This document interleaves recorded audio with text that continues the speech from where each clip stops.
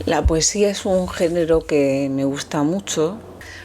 Hoy vamos a hablar de Rainer Maria Rilke. ¿Ok? Rilke es un poeta alemán, nació en Praga, en Bohemia, el 4 de diciembre de 1875. De lo que sé de Rilke, que no es tanto, pero lo poquito que he leído de él, me interesa mucho y creo que quiero ahondar más en su obra y en todo lo que hizo. En mi caso fueron las cartas a un joven poeta, que es una obra buenísima, y os quiero hablar un poco de este autor. La verdad es que quiero hacer vídeos acerca de cosas que yo investigue, de libros que me interesen, de autores que me interesen. Me interesa desde siempre la vida de otras personas interesantes. Yo me acuerdo que en la revista, por una revista de España que se llama Pronto, a veces sacaban colecciones de cosas y en una ocasión sacaron la colección que era Vidas Interesantes. ¿Veis? ¿Veis los relámpagos? Bueno, creo recordar que era Vidas Interesantes y creo recordar que era en esta revista en Pronto. Y también salió una que iba de tema ante salud, que es otra cosa que me interesaba y me sigue interesando. Bueno, pues sí, las vidas interesantes de otras personas me resultan interesantes, valga la redundancia. Entonces, respecto a Rilke es uno de los poetas más influyentes del siglo XX. Y el estilo de Rilke es lírico y reflexivo. Sabéis que yo soy escritora y entonces, pues claro, conecto más con aquellos escritores que tienen una forma de concebir la literatura y la escritura parecida a la mía. Y yo también, si habéis leído algo mío, es un estilo lírico y es también un estilo reflexivo. Así que no me extraña que me guste Rilke, porque es así también como yo escribo. O sea, no escribo igual que Rilke, obviamente, cada uno escribe en su estilo, pero me refiero en esa línea lírica, porque aunque yo no escriba siempre poesía, obviamente, no, pero cuando escribo prosa suele estar calificada dentro de lo que sería prosa poética. Y entonces es así como, ¿qué es la prosa poética? Pues es algo parecido a la poesía, pero no es poesía, es prosa. Pero busca esa belleza con las palabras, ese ritmo, esa sonoridad. Es muy normal que yo busque cierta sonoridad cuando escribo, porque mis estudios han sido musicales, como os he explicado otras veces. Tengo la carrera superior de piano y la música siempre me ha interesado, y para mí la música y la poesía van de la mano. Volviendo a Rilke, parece ser que su vida estuvo marcada por los relámpagos, por viajes y relaciones intelectuales de su época. Exploró temas profundos sobre la existencia, la soledad, la muerte y la búsqueda de sentido. Estos temas son también temas que yo toco en mis obras, son los temas que me interesan: la existencia, la soledad, epílogo solitario, no digo más, explora ese tema. La existencia, pues eso yo diría que lo exploro en casi todos los libros, pero por ejemplo en Nadando en mí, el primer relato del libro Nadando en mí va de una experiencia que yo tuve realmente. Yo estuve en la UCI y yo hice ese relato pues basándome mucho en esa experiencia que yo tuve. Luego la muerte, pues es un tema que nos incumbe a todos, pero es que yo siempre la tengo presente. O sea, es obvio que todos vamos a morir, pero hay personas que piensan más en ese tema, personas que piensan menos, personas que le buscan un significado, personas que no le buscan significado alguno, simplemente alejan ese pensamiento de su mente. Bueno, hay para gustos los colores, y además depende de en qué época de tu vida estés. Y la búsqueda de sentido. Bueno, tantas veces os he dicho que soy una especie de filósofa nata. Siempre estoy buscando el sentido de la vida, el sentido de las cosas, el sentido de todo. La Praga en la que nació Rilke entonces estaba dominada por el Imperio Austrohúngaro. Y parece ser que su infancia estuvo muy influida por su madre, que hasta le vestía con ropas de mujer porque había perdido una hija anterior. Entonces, pues eso, quieras que no, pues dejó huellas en la identidad de Rilke.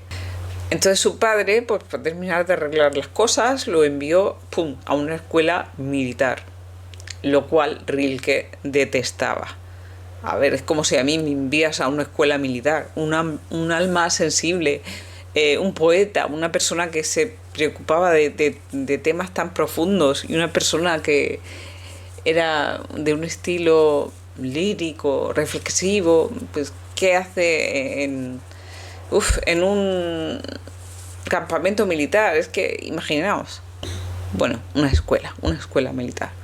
Pues después de esta nefasta experiencia para él, pues pasó a estudiar y entonces ahí descubrió su interés por la literatura y por la filosofía. En el año 1900 conoció a una mujer llamada, se llamaba Lou Andreas Salomé. Era una mujer intelectual que tuvo gran influencia en su vida y lo introdujo a los círculos literarios europeos. Tuvieron una breve relación romántica, pero bueno, al final acabaron de amigos cercanos, pero amigos. Y de ahí pues Rilke viajó por Europa, conoció al escultor Auguste Rodin, no sé si los nombres se pronuncian así, pero bueno, y su relación con él influyó en su obra porque le introdujo en el concepto de observar y descubrir minuciosamente el mundo.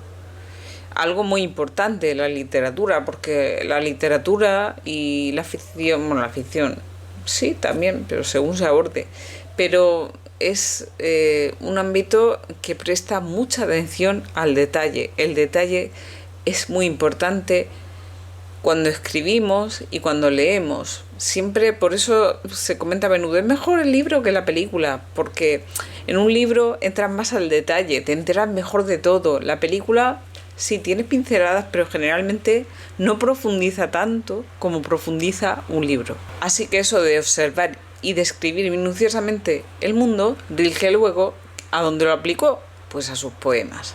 ¿Cuáles son las obras maestras de Rilke? Bueno, pues son El libro de las horas, un libro en el que explora la espiritualidad y su relación con lo divino. Cartas a un joven poeta, que es como una recopilación de cartas enviadas a un joven poeta, bueno, a un joven aspirante a poeta. Y en ellas le ofrece consejos sobre la vida y la creatividad. O sea, para personas que quieran escribir, esta obra es una joya, es súper inspiradora. Luego los cuadernos de Malte Laurits Bridge, creo que se dice, que es una obra precursora del existencialismo y reflexiona sobre la alineación y la muerte. Luego las elegías de Duino, que son poemas complejos y profundos donde reflexiona sobre la belleza, sobre el sufrimiento humano y sobre la trascendencia. Y los sonetos a Orfeo, que estos sonetos que hacen, pues celebran la vida del mítico Orfeo.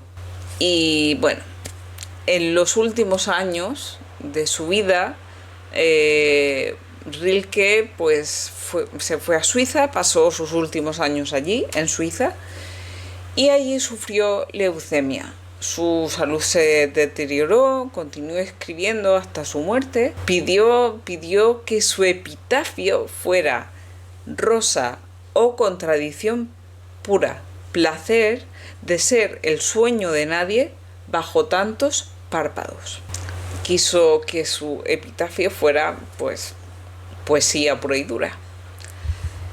Y la verdad que Rilke ha tenido mucha influencia en otros poetas y escritores.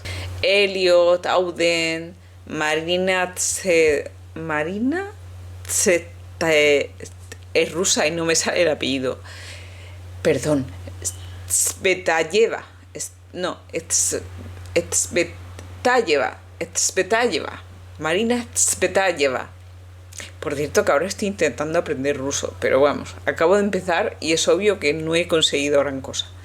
Pues encontraron inspiración espiritual en este autor, en su estética, y fueron influenciados por sus obras modernistas y existencialistas.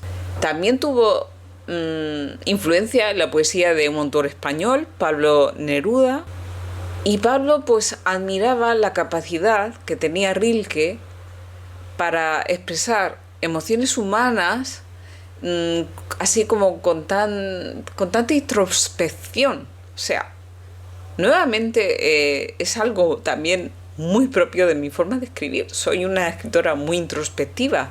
Esta mañana estaba tomando pues un té con una amiga y le comentaba que los libros que más me gustan son donde no pasa nada. O sea, o incluso películas. A ver, no es que no pase nada, sino que no es acción, en plan acción externa, sino que todo lo que sucede en el interior de los personajes. Ahí sí pasan cosas. Y en eso me centro yo. Entonces soy mucho de la introspección, de la reflexión, de los sentimientos, de todo ese mundo interno de los personajes. Por eso también soy muy afín a la poesía, porque la poesía es justamente eso, es explorar el sentimiento per se. Entonces, pues, siguiendo con Rilke y con sus influencias, pues también influyó a Sartre, influyó a Albert Camus. Él exploró los temas de la soledad, del ser, como experiencias fundamentales de lo que significa ser humano. Incluso en el ámbito ya de la espiritualidad, llegó a influir a autores como Deepak Chopra, que es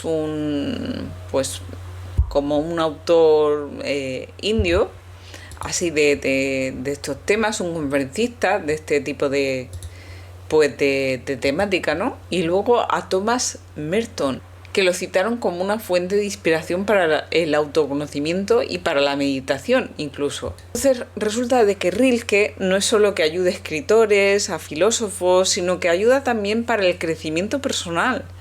¿Cómo? Pues vamos a ver, te invita a explorar tu interioridad. ¿Qué podemos aprender de su obra? Pues mira, podemos aprender a aceptar la soledad, que hay gente que parece que si se queda sola es ya el fin del mundo. No pueden estar solos. Bueno, aceptar la soledad. Habla de la importancia de abrazar, de hecho, la soledad para conocernos mejor. De hecho, yo un día me reflexioné y me di cuenta de que había llegado a conocer muchos aspectos de mí ese día, porque ese día lo había pasado sola. A veces necesitamos estar solos para poder conocernos mejor. Entonces para él no era algo que temer, sino que la soledad era un espacio para la reflexión y para el autoconocimiento. Luego el proceso creativo como un camino espiritual. Rilke lo veía así, como que era una forma de conectar con algo trascendental. Al fin y al cabo eso es el arte, es una forma de trascender. No era solo el arte y la poesía formas de expresión, sino que es mucho más. Es como explorar nuestra alma y la relación que tenemos cada uno de nosotros con el resto del mundo. Luego también la belleza del sufrimiento. Sí, el sufrimiento no es bonito, pero en el arte, eso lo dijo ya Tchaikovsky en una de sus cartas, creo, en el arte es bonito. O sea, el sufrimiento llega a ser algo bello cuando se transforma en arte. Entonces puede transformarse en belleza y podemos verlo con ojos nuevos, como que sí, es sufrimiento, de dolor, pero también es una fuente de crecimiento y también es algo que nos hace, ¿cómo decir? A ver, es una parte inevitable de la vida y es algo que nos crece como personas siempre y cuando podamos ver la lección, entre comillas, o el aprendizaje que podemos tener de algo que, bueno, pues a priori nos parece algo malo, algo que no debería estar sucediendo, y eso también es algo que nos hace sufrir, el pensar que eso no tendría que estar pasando. Entonces, bueno, pues pasa lo que pasa, no hay nada que se pueda hacer salvo cambiar cómo reaccionamos a ello Y el arte siempre es una forma de trascender y de hacer bello lo lo que no es bello. Es como dejar... Escuché el otro día algo muy interesante acerca de la poesía, que era una persona que pensaba que hacer poesía es como dejar Horrocrux, creo que se llamaba así, esto de Harry Potter, que Voldemort dejaba trozos de su alma en diversas partes, ¿no?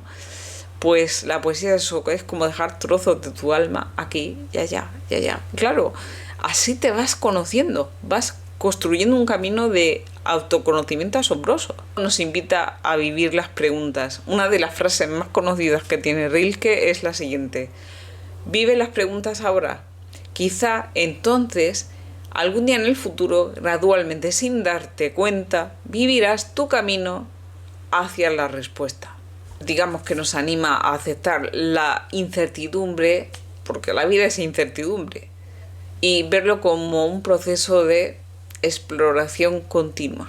Así que ya veis que Rilke no es solo que fuera un grandísimo escritor ni una figura clave en la literatura, sino también alguien muy importante en el ámbito del crecimiento personal y espiritual. Es como que te invita a profundizar en tus emociones, incluso en lo cotidiano, en los detalles, y su poesía te puede ir guiando en tus dudas e incertidumbres, de manera que termines viendo la vida de una forma más profunda y también más reflexiva. Ese es Rilke, de verdad que me parece una figura interesantísima. Tengo mucha ganas de leer más obras de él, aparte de esta de Cartas a un joven poeta. Y muy interesante ver cómo la literatura nos...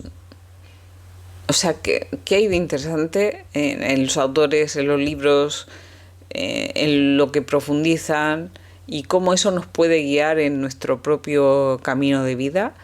Me parece bastante interesante.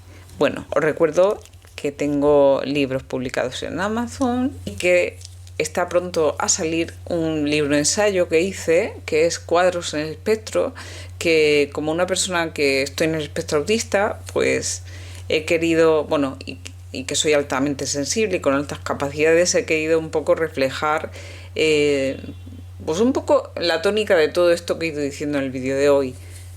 Los sentimientos que he ido teniendo, reflexiones y ese tipo de cosas lo he ido destilando ahí en un libro. Así que voy a terminar el vídeo leyéndoos un pasaje de este libro, pues mientras no sale, que hay que maquetarlo y todo eso, luego pedir pruebas, luego ver si está bien. Bueno, es un proceso un poco largo, un poco tedioso también a veces, pero bueno, os voy a leer un poquito y así os adelanto algo de lo que tiene el libro, ¿no? Cuando el diálogo mata. A veces me gustaría que la gente se callara, pero la gente no se quiere callar. Parlotea todo el día, con motivo o sin él. Ok, algunas veces es necesario hablar, pero son las menos. Imagina un mundo donde el tener compañía no se traduce en un continuo bombardeo de información indeseada, preguntas incómodas y exigencias desacertadas. Ni puedo escuchar mis propios pensamientos hasta que estoy realmente sola. Creía que la soledad era tristeza. Pero busqué un acompañamiento que no me iba a apoyar, uno que destrozaría todos mis sueños, aniquilaría mis esperanzas y haría que volviese el miedo a mí. Mi cuerpo rehúsa tanta imposición y desacuerdo, y entonces regresa la inseguridad, que en realidad nunca se fue, sobre mi propia existencia. Yo agacho la cabeza y dejo que los demás pasen por encima de mí. Pero entonces mi cuerpo se vuelve a enfermar. No ha podido salir impune de que mi esencia haya sido estrangulada. ¿Qué quieres que haga? ¿No te das cuenta de que lucho y lucho, pero no puedo volver a ser yo misma? ¿No ves que ya no sé quién soy? Mi tristeza es constante cuando estoy con mis verdugos. Curiosamente, se alivia un poco en mi soledad, Y digo curiosamente porque no elegí a esos supuestos verdugos. En aquel entonces no hubiese dicho semejante cosa. Los amaba. Creía que eran parte de mi camino y que querían mi bien. Nunca pensé que sus conceptos del bien chocaran tanto con los míos y que hicieran imposible mi bienestar. Pues bueno, eso ha sido todo por el vídeo del día de hoy y ya nos vemos en el próximo vídeo. Bye.